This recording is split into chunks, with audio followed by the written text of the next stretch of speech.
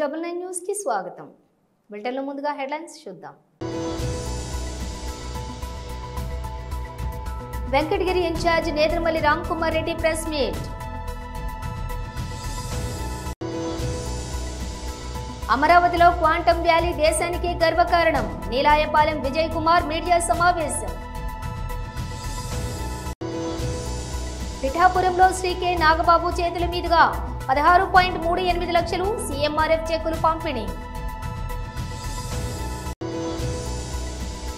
అంబర్పేట్ ఫ్లైఓవర్ను పరిశీలించిన కేంద్ర మంత్రి కిషన్ రెడ్డి.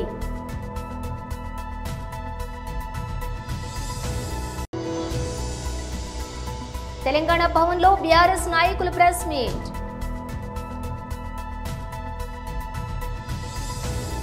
ఇక డీటెయిల్స్ చూస్తే Venkatagiri incharge Nedurumalli Ramkumar Reddy press meet నిర్వహించారు. ఇంకెక్కడికన్నా పోద్దో ఇవన్నీ బయటకు వస్తాయి.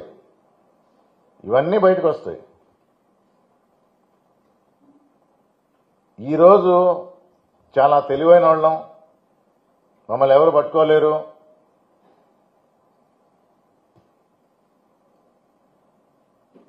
ఇల్లీగల్ మైనింగ్ చేస్తాం. ఇల్లీగల్ మైనింగ్ అంటే ఏంటి? అఫీషియల్ మైన్స్ దౌర్జన్యంగా తీసుకున్నారు. ప్రభుత్వ భూమి అయినా, ఫారెస్ట్ భూమి అయినా, ఖాళీగా ఉన్న భూమి అయినా, మూసేసిన మైన్లైనా మా ఇష్టారాజ్యంగా బ్లాస్ట్ చేస్తాం, లోడ్ చేస్తాం, ఎక్స్పోర్ట్ చేస్తాం ఈ అఫీషియల్ మైన్ పేర్ల మీద. నేను ఇప్పుడే చెప్తున్నాను, నేను ముందరే చెప్తా, జరిగేది చెప్తాను, జరగబోయేది చెప్తా. మీరు వినుంటారు, ఫినికార్డ్స్ ప్రైవేట్ లిమిటెడ్. ఎక్కడదయ్యా ఈ కంపెనీ? తెలుసా? ఫినికార్డ్స్ ప్రైవేట్ లిమిటెడ్.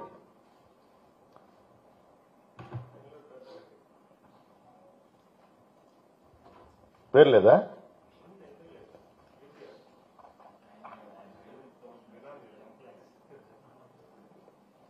ఎక్కడ ఎవరు భయపడటంలా?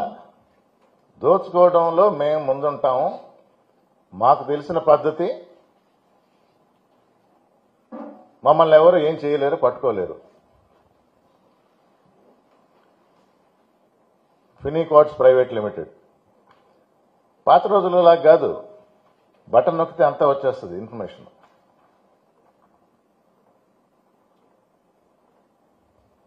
డేట్ ఆఫ్ ఇన్కార్పొరేషన్ అంటే ఈ కంపెనీ స్టార్ట్ చేసిన డేట్ 20వ తేదీ జనవరి 2025 ఇన్ఫర్మేషన్ ఉంది.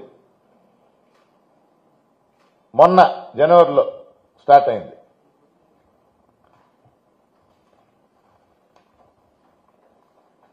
డైరెక్టర్లు 4. ముళ్లపూడి ప్రభాకర్ రావు, రవీంద్రబాబు మేక డైరెక్టరే, Veerraju Mavuri director, Vijay Kumar Reddy Mannemala managing director.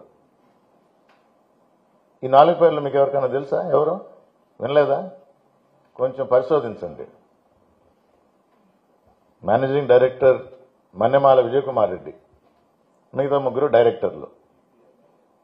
మీరు కూడా. అమరావతిలో క్వాంటమ్ వ్యాలీ దేశానికే గర్వకారణం. నీలాయపాలెం విజయ్ కుమార్ మీడియా సమావేశం. అందరికీ నమస్కారం అండి. అమరావతి సంరంభం నుంచి మనం కొద్దిగా బయటకు వస్తున్నాం. నిన్నటి బ్రహ్మాండంగా జరిగిన సభ దగ్గర నుంచి. ఈ సభ కంటే ముందుగా ఒక 2-3 గంటలు ముందుగా, అంటే నిన్న పొద్దున మనందరం ఈ అమరావతి సంభ్రమంలో బహుశా పూర్తిగా దృష్టి పెట్టలేదేమో. ఒక ఆంధ్రప్రదేశ్కి అత్యంత ప్రతిష్టాత్మకమైన సంస్థను అందించే ఒక బ్రహ్మాండమైన MOU అనేది జరిగింది నిన్న పొద్దున్నే. ఏంటంటే హైటెక్ సిటీ మనందరికీ తెలుసు. హైదరాబాద్లో చాలా ప్రతిష్టాత్మకంగా చంద్రబాబు నాయుడు గారి ఆధ్వర్యంలో జరిగిన హైటెక్ సిటీ అమరావతికి రాబోతోంది. హైటెక్ సిటీ అమరావతికి రాబోతోంది. హైటెక్ సిటీ ఎంత ఇదిగా హైదరాబాద్ మొత్తాన్ని ఐటీగా మార్చివేసిందో అలాంటి హైటెక్ సిటీ అమరావతికి రాబోతుంది. కేవలం 7 నెలల్లో మాత్రమే ఏంటి ఆశ్చర్యం అనుకుంటున్నారా? హైటెక్ సిటీ పేరు మారుతుంది. పేరు క్వాంటమ్ కంప్యూటింగ్. క్వాంటమ్ వ్యాలీ అనే పేరుతో అమరావతిలో జనవరి 1, 2026 అంటే ఈ వాళ్ళ నుంచి కరెక్ట్గా 7 నెలలు లెక్కేసి రాసి పెట్టుకుందాం అందరం. 7 నెలల్లో అమరావతిలో హైటెక్ సిటీ, అప్పట్లో కట్టిన హైటెక్ సిటీ కంటే గొప్పగా, చాలా అధునాతనంగా, చాలా ప్రతిష్టాత్మకంగా క్వాంటమ్ వ్యాలీ అనేది రాబోతుంది. క్వాంటమ్ కంప్యూటింగ్ కోసం సృష్టించబడుతున్న క్వాంటమ్ వ్యాలీ అనేది రాబోతుంది. బహుశా దీని టెక్నాలజీలో ఇది కొంత కొత్త టెక్నాలజీ కాబట్టి పూర్తిగా అందరికీ అవగతం కాలేదేమో. ఈ క్వాంటమ్ కంప్యూటింగ్ అనేది ప్రపంచంలో అత్యంత అధునాతనమైన టెక్నాలజీ. ఈరోజు మనం వాడే కంప్యూటర్ల కంటే, మనం వాడే సిస్టమ్స్ కంటే 100 రెట్లు ఫాస్ట్గా పనిచేసేదే క్వాంటమ్ కంప్యూటింగ్ అనేది. సో ఈ క్వాంటమ్ కంప్యూటింగ్ ద్వారా మనం ఎంతంత పెద్ద డేటానైనా అత్యంత ఈజీగా సునాయాసంగా చేసేయచ్చు. ఇట్లాంటివి ఇప్పటిదాకా భారతదేశంలో లేనే లేదు. భారతదేశం ఏంటి, ఆసియా ఖండంలోనే లేనే లేదు. కేవలం యుఎస్, యూరోప్లో ఒక 5-6 ప్రదేశాల్లో మాత్రమే ఈ క్వాంటమ్ కంప్యూటింగ్ ఉంది. ఓ రకంగా కేవలం నాసా, గూగుల్ లాంటి వాటికే పరిమితమైన ఈ క్వాంటమ్ కంప్యూటింగ్ వితిన్ 7 months 7 నెలల్లోనే ఆంధ్రప్రదేశ్ అమరావతిలో జనవరి 1, చంద్రబాబు నాయుడు ఎంత ధైర్యంతో తేదీ కూడా చెప్పేశాడు. జనవరి 1, 2026 అంటే జనవరి 1వ తేదీ అందరం కొత్త సంవత్సరం జరుపుకోబోతున్న శుభ సమయాన రాబోయే జనవరి 1వ తేదీన క్వాంటమ్ వ్యాలీ అనేది ఓపెన్ అవుతుంది. దీనికోసం చంద్రబాబు నాయుడు గారు ఆంధ్రప్రదేశ్ గవర్నమెంట్ తరఫున నిన్న పొద్దున IBM ఇంటర్నేషనల్ బిజినెస్ మిషన్స్ అనే IBM అనే ప్రఖ్యాతమైన అమెరికన్ IT కంపెనీతో, అదేవిధంగా TCS టాటా కన్సల్టెన్సీ సర్వీసెస్, పిఠాపురంలో శ్రీ కె నాగబాబు చేతుల మీదుగా 16.38 లక్షలు CMRF చెక్కులు పంపిణీ. Chief minister medical relief fund నుంచి పవన్ కళ్యాణ్ గారి సిఫార్సు తోటి 24 లక్షలు 23 మంది బెనిఫిషియర్స్కి ఇవ్వటం జరిగింది. సో ప్రతి విషయంలోనూ, ప్రతి సందర్భంలోనూ మన పిఠాపురం ఎమ్మెల్యే, డిప్యూటీ సీఎం గారు, జనసేన నాయకులు పవన్ కళ్యాణ్ గారు చాలా మానవతా దృష్టితో స్పందిస్తున్నారు.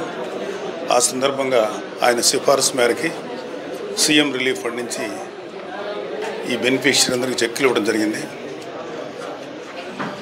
వాళ్ళ కష్టంలో పాలు పంచుకునేటువంటి,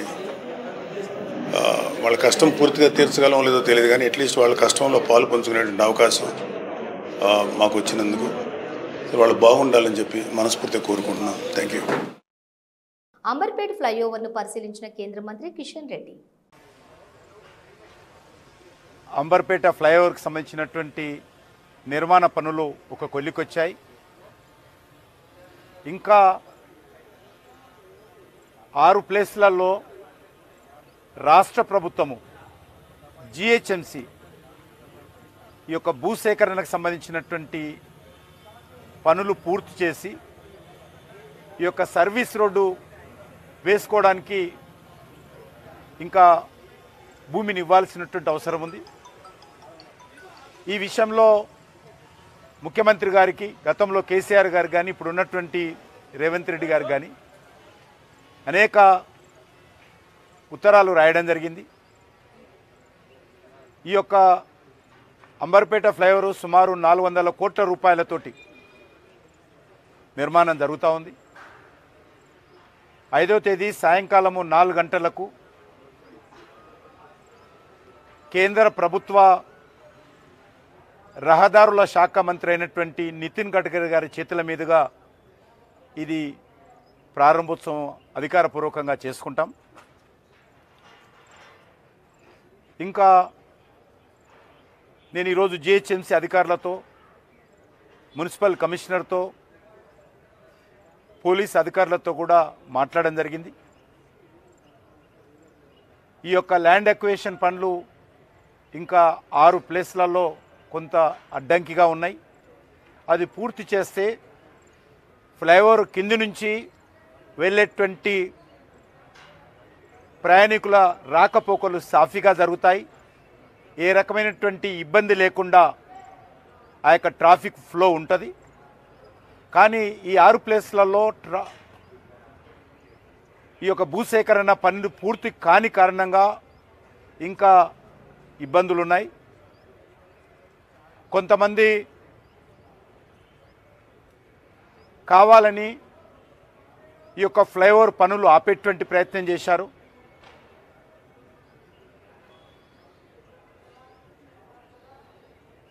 జిహెచ్ఎంసీ భూసేకరణ చేస్తున్నప్పుడు ఒక ఇంట్లో 2,53,00,000 రూపాయలు తీసుకొని ఆ స్థలాన్ని ఆ ఇంటి యజమాని జిహెచ్ఎంసీకి హ్యాండ్ ఓవర్ చేసిన తర్వాత అది జిహెచ్ఎంసీ అధికారులు డిస్మెంటల్ కూడా చేశారు.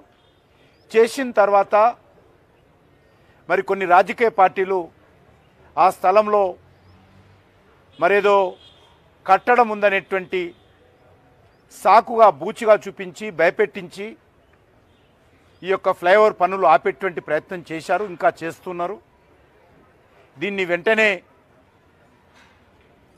ప్రభుత్వము, రాష్ట్ర ప్రభుత్వము దీనిపైన కఠిన చర్యలు తీసుకోవాల్సినటువంటి అవసరం ఉంది. సమస్య సామరస్యకంగా పరిష్కారం చేసుకోవాలి. ఈ యొక్క రోడ్డుకు తెలంగాణ భవన్లో బీఆర్ఎస్ నాయకులు ప్రెస్ మీట్ నిర్వహించారు. 49 లక్షల బేల్స్ పత్తి పంట ఉత్పత్తి అయినట్టు వ్యవసాయ శాఖ ప్రకటించింది. అందులో 41 లక్షల బేల్స్ పత్తిని కాటన్ కార్పొరేషన్ ఆఫ్ ఇండియా మద్దతు ధరకు క్వింటాలకు 7,521 రూపాయలు చెల్లిస్తున్నామని చెప్పి బ్యానర్లు పెట్టి కొనుగోలు చేసింది. 25 లక్షల మంది రైతులు పత్తి పంట వేస్తే 49 లక్షల బేల్స్ ఉత్పత్తి జరిగితే 41 లక్షలు సీసీఐ కొనుగోలు చేసినట్టు సీసీఐ ప్రకటిస్తే 25 లక్షల మంది రైతుల సంఖ్యకు గాను 6,30,000 మంది రైతులు మాత్రమే సీసీఐకి అమ్మినట్టు ఆ 6,30,000 మంది రైతుల వివరాలు వాళ్ళు ఆన్లైన్లో పెట్టారు. 6,30,000 మంది రైతుల ఖాతాలలో మాత్రమే ఈ 41 లక్షల బేళ్ల పత్తికి సంబంధించినటువంటి వేల కోట్ల రూపాయలు ఆ ఖాతాలో జమ కావడం జరిగింది. అంటే ఈ రాష్ట్రంలో ఉత్పత్తి అయినటువంటి పత్తి ఎంత, ఈ రాష్ట్రంలో పత్తి పంట వేసినటువంటి రైతుల సంఖ్య ఎంత, సీసీఐ కొనుగోలు చేసినటువంటి పంట బేళ్ల రూపంలో చూస్తే 80% పంట కొనుగోలు చేసింది సీసీఐ, 20% మంది రైతుల నుంచి మాత్రమే కొనుగోలు చేసినట్టు అధికారిక లెక్కలు చెప్తున్నాయి. దీని ఎన్నుకున్నటువంటి మర్మం ఏంటి, కుట్రేంది, కుంభకోణం ఏంటంటే టెంపరరీ రిజిస్ట్రేషన్స్ పేరు మీద ఈ రాష్ట్రంలో వ్యవసాయ శాఖ, మార్కెటింగ్ శాఖ, కాంగ్రెస్ పార్టీ రాష్ట్ర పెద్దలందరూ కూడా కుమ్మక్కై వందలాది మంది బ్రోకర్లను పెట్టుకొని మార్కెట్ల వారిగా మార్కెట్ కమిటీలు కూడా ఇందులో భాగస్వాములై సీసీఐ కొనుగోలు చేయాల్సినటువంటి షెడ్యూలు అక్టోబర్ మొదటి వారంలో సీసీఐ కొనుగోలు కేంద్రాలు ప్రారంభించాల్సినటువంటి షెడ్యూల్ను నవంబర్ మొదటి వారానికి వాయిదేసింది. దానివల్ల నెల రోజులు కొనుగోలు మద్దతు ధర లేట్ అయింది కాబట్టి కడుపుగాలిన రైతు, అప్పుల ఒత్తిడికి గురైనటువంటి రైతు ఆ పంట రైతు చేతులకు వెళ్ళి వచ్చి మార్కెట్లో బ్రోకర్ల చేతిలో, ట్రేడర్ల చేతులకు వచ్చింది. ఇది ఒక వ్యూహాత్మకమైనటువంటి, ఒక కుట్రపూరితమైనటువంటి, ఒక ప్రణాళికాబద్ధ ఉగ్రవాదం దానికి మద్దతునిస్తున్న శక్తులపై అత్యంత కఠినమైన నిర్ణయాత్మక చర్యలు తీసుకోవడానికి భారత్ సంపూర్ణంగా కట్టుబడి ఉందని ప్రధానమంత్రి నరేంద్ర మోదీ పునరుద్ఘాటించారు. ఉగ్రవాదం మానవాళికి పెనుముప్పు అని అభివర్ణించారు. భారత పర్యటనలో ఉన్న అంగోలా అధ్యక్షులు జువాలో రెన్సోతో ఢిల్లీలో జరిగినటువంటి ద్వైపాక్షిక చర్చల అనంతరం ఏర్పాటు చేసిన సంయుక్త మీడియా సమావేశంలో ప్రధాని మోదీ ఈ ప్రకటన చేశారు. ఇటీవల జమ్మూ కాశ్మీర్లోని పహల్గాంలో జరిగిన ఉగ్రదాడి ఘటనను ప్రధాని ఈ సందర్భంగా ప్రస్తావించారు. సరిహద్దు ఉగ్రవాదంపై భారత్ చేస్తున్న పోరాటానికి అంగోలా ప్రభుత్వం మద్దతు ఇవ్వటం పట్ల మోదీ కృతజ్ఞతలు తెలిపారు. ఉగ్రవాదం మానవాళికి అతిపెద్ద శత్రువు. దీనిని ఎదుర్కోవడానికి మేము సిద్ధంగా ఉన్నాం.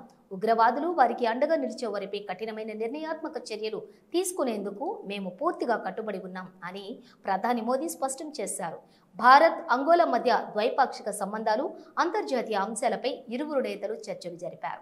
అనంతరం జరిగిన మీడియా సమావేశంలో ఇరు దేశాల మధ్య సహకారాన్ని మరింత బలోపేతం చేసుకోవాలని నిర్ణయించినట్లు వెల్లడించారు. 10వ తరగతి ఇంటర్మీడియట్ ఉత్తీర్ణత సాధించిన విద్యార్థులను పై తరగతులకు జాయిన్ అయ్యే విధంగా పటిష్ట చర్యలు తీసుకోవాలని జిల్లా కలెక్టర్ రాహుల్ రాజ్ అధికారులకు ఆదేశించారు. శుక్రవారం కలెక్టరేట్ కార్యాలయం వీడియో కాన్ఫరెన్స్ హాల్ నందు మండల విద్యాశాఖ అధికారులు, జూనియర్ కళాశాల ప్రిన్సిపల్స్తో కలెక్టర్ సమీక్షించారు. ఈ సందర్భంగా కలెక్టర్ మాట్లాడుతూ, ముందుగా కార్పొరేట్ పాఠశాలలు, కళాశాలలకు ధీటుగా ప్రభుత్వ విద్యా ప్రమాణాలు మెరుగుపడుతున్నాయన్నారు. 10వ తరగతి ఉత్తమ ఫలితాలు సాధించిన సందర్భంగా ఎంఈఓలకు శుభాకాంక్షలు తెలిపారు.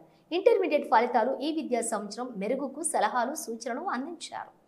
10 పాస్ అయినటువంటి విద్యార్థులను కూడా తప్పనిసరిగా ఇంటర్మీడియట్లో జాయిన్ చేయాలని, అదేవిధంగా ఇంటర్మీడియట్ పాస్ అయిన విద్యార్థులను డిగ్రీ చదివే ప్రిన్సిపల్స్, ప్రధానోపాధ్యాయులు విద్యార్థుల తల్లిదండ్రుల సమన్వయంతో పనిచేయాలని సూచించారు. ఏ కాలేజ్కి జాయిన్ కావాలని. సో మోస్ట్లీ మనం ఏం చేయాలంటే ఇప్పుడు మండల్ లెవెల్గా సో మీరు ఒకటి వర్కౌట్ చేయండి. ఏమి అనేసి అంటే ఇప్పుడు మనకి గ్రూప్ వైజ్ ఏ కాలేజీలో ఎన్ని సీట్స్ యావరేజ్ మనం తీసుకుంటే ఒక 500-600 మంది ఒక మండలికి ఉండాలి. పెద్ద మండలి పాపనపేటలో ఎక్కువ ఉండొచ్చు. సో అట్లా ఒక యావరేజ్ 500 అనేసి అనుకుంటే 500 మందికి మనకి గవర్నమెంట్ జూనియర్ కాలేజ్లో ఎన్ని సీట్స్ ఉన్నాయి. సో ఇది నాకు ఎంత తొందరగా ఇస్తే నేను ఒకవేళ సీట్స్ వాళ్ళ తక్కువ ఉంటేనే నేను సెక్రటరీ ఎడ్యుకేషన్ ఇప్పుడు వాళ్ళకి కొద్దిగా క్లారిటీ వస్తుంది. సో 1-2 days అయిపోయింది కాబట్టి 1 weekలో వాళ్ళకి క్లారిటీ వస్తుంది ఏ కాలేజ్కి జాయిన్ కావాలని. సో మోస్ట్లీ మనం ఏం చేయాలంటే ఇప్పుడు మండల్ లెవెల్గా సో మీరు ఒకటి వర్కౌట్ చేయండి. ఏమి అనేసి అంటే ఇప్పుడు మనకి గ్రూప్ వైజ్ ఏ కాలేజీలో ఎన్ని సీట్స్ భద్రాద్రి కొత్తగూడెం జిల్లా కొత్తగూడెం పట్టణంలోని బాబాయ్ హోటల్లో ఫుడ్ ఇన్స్పెక్షన్స్ అధికారులు ఆకస్మికంగా తనిఖీ చేశారు. హోటల్లో వంటగదిలోని వంటలను, ఫ్రిడ్జ్లోని సరుకులను క్షుణ్ణంగా పరిశీలించి నాణ్యతా ప్రమాణాలు పాటించడం లేదని హోటల్ యాజమానిపై ఆగ్రహం వ్యక్తం చేశారు. హోటల్లో వాడుతున్న ముడి సరుకులను పరిశీలించి ప్రజల ఆరోగ్యాలతో చెలగాటం ఆడితే చర్యలు తప్పవని సూచించారు. వ్యాపారం ముడుపులు 6 కాయలుగా నడుస్తున్నప్పటికీ హోటల్లోకి సంబంధించినటువంటి పాత్రలు లేకపోవడంతో అవాక్కైన అధికారులు హోటల్ యజమానికి షోకాజ్ నోటీసులు ఇచ్చారు. అనుభవంతో మేము అక్కడ కంప్లైంట్ పెట్టినాం కాబట్టి వచ్చిండ్రు. గతంలో మేము ఇక్కడ టిఫిన్ చేసిన తర్వాతకి అనీజీగా అనిపిస్తే 2 రోజుల తర్వాత మేము హాస్పిటల్కి పోతే మాకు అది వచ్చేసి ఫుడ్ పాయిజన్ అని చెప్పారు. దాని తర్వాత మేము పోయి ఏంటి అని అడిగితే వాళ్ళు చూపెట్టే ఫుడ్ ఇంతే ఉంటుంది, ఇంతకంటే మేము మంచిది పెట్టలేము, మా దగ్గర ఇదే ఉంటుంది, ఇష్టం తినండి లేకుంటే లేదన్నారు. అదే కాకుండా అదే బాబాయ్ హోటల్లో రైతు బజార్లో ప్రజలందరూ రైతులు, ప్రజలు, అడ్డ మీద అమాలీసు అందరూ అదే ఫుడ్ తింటారు. వాళ్ళకేమైనా రేపు పొద్దున అనారోగ్యం జరిగితే ఎవరు బాధ్యులు? దాని గురించి కంప్లైంట్ పెట్టాము. ఫుడ్ సేఫ్టీ ఆఫీసర్ వచ్చిండ్రు. వాళ్ళ దగ్గర లైసెన్స్ ఏమీ లేవు. ఫుడ్ సేఫ్టీ లైసెన్స్ అసలే లేదు వాళ్ళ దగ్గర. ఫుడ్ లైసెన్స్ లేదు. ఓకే, ఫుడ్ లైసెన్స్ లేదు. దాని ప్రకారంగా ఏంటి అని అడిగితే మా దగ్గర వాళ్ళు ఏమి లేదు, తెల్ల ముఖాలు వేసేసారు. వచ్చిన ఆఫీసర్లు మరి ఏమి చేసిండ్రు, ఏం చర్యలు తీసుకుంటారు అనేది మాకు ఇంతవరకు ఏం చెప్పలేదు. దాన్ని బట్టి ఆఫీసర్ చర్యలు తీసుకోవాలి. అదే కాకుండా వాళ్ళ దగ్గర ఉన్న టీ వచ్చేసి ఒక టీ వచ్చేసి 20 రూపాయలు తీసుకుంటారు. ఆ టీ నాణ్యత వచ్చేసి 2 రూపాయలు కూడా పడదు. నీసు వాసన వస్తుంది, నీళ్ళ టీ. అది ఏంటి అని అడిగితే మా దగ్గర ఇదే ఉందని చెప్తారు. మరి వాళ్ళంతా నిర్లక్ష్యంగా ప్రవర్తించడం, రోడ్డు మీద వ్యాపారం చేసుకోవడానికి అర్హులు కాదు వాళ్ళు. అదీ కాకుండా ఆ హోటల్ వచ్చేసి వెనక డ్రైనేజ్ వాటర్లో పెట్టేసి మంచినీళ్ళ కింద సరఫరా చేస్తారు. వెనక ట్యాంక్లో ఉన్న వాటర్ ఎట్లున్నాయో తెలియదు, ఎన్ని రోజులు ఒకసారి క్లీన్ చేస్తారో తెలియదు. అదీ కాకుండా వాళ్ళు వచ్చేసి కూలింగ్ వాటర్ అని పెడతారు, దాంట్లో పురుగులు ఉంటున్నాయి. వాళ్ళు పనిచేసే వ్యక్తులు 4 ఉన్నారు. వాళ్ళకి కనీసం బాధ్యత తెలియదు. వాళ్ళకి మినిమం కామన్ సెన్స్ కూడా లేదు. వాళ్ళు చేతులు ముంచి నీళ్ళు తీసుకొచ్చి రోడ్డు మీద పెడతారు. వాళ్ళు రకరకాలుగా ఉన్నది ఆ హోటల్ గురించి చర్యలు తీసుకోవాలని చెప్పేసి మా స్కూల్ లేని యూత్ తరఫున నేను వాళ్ళని కంప్లైంట్ పెట్టి అడగడం జరిగింది. ఇవాళ food safety officer district officer వచ్చారు ఇవాళ, కానీ ఏం చర్యలు తీసుకుంటారని చెప్పలేదు. అది కాకుండా ఆ హోటల్ సింగరేణి రూమ్ ప్రకారంగా నడుస్తున్నాయి. మళ్ళీ వాళ్ళు మున్సిపాలిటీ పరిధిలో రోడ్డు బయటకు వచ్చేసి షెడ్లు వేసుకున్నారు. యథేచ్ఛగా అడిగేటోళ్ళు ఎవరు లేరు. ప్రెస్ వాళ్ళు అడగడానికి వెళ్ళినప్పుడు వాళ్ళ మీద దౌర్జన్యం చేస్తారు. మీకెందుకు, మా ఇష్టం మేము వేసుకుంటామని చెప్తారు. మరి ప్రెస్కి సమాధానం చెప్పక, ప్రజలకు సమాధానం చెప్పక వాళ్ళు ఏ రకంగా విచ్చలవిడి వ్యాపారం చేస్తారు వాళ్ళు? ఇది అడిగేటోళ్ళు ఎవరు అసలుకి? సో దాని ప్రకారంగానే ఇవాళ అడగడం జరిగింది. ఏం జరుగుతుంది, తదుపరి న్యాయం మీరే చేయాలని మేము కోరుకుంటున్నాం. బులెటిన్ ముగించే ముందు హెడ్లైన్స్ మరోసారి. Venkatagiri incharge Nedurumalli Ram Kumar Reddy press meet. అమరావతిలో క్వాంటమ్ వ్యాలీ దేశానికి గర్వకారణం. నీలాయపాలెం విజయ్ కుమార్ మీడియా సమావేశం. పిఠాపురంలో శ్రీ కె నాగబాబు చేతుల మీదుగా 16.38 లక్షలు సీఎంఆర్ఎఫ్ చెక్కులు పంపిణీ. అంబర్పేట్ ఫ్లైఓవర్ను పరిశీలించిన కేంద్ర మంత్రి కిషన్ రెడ్డి.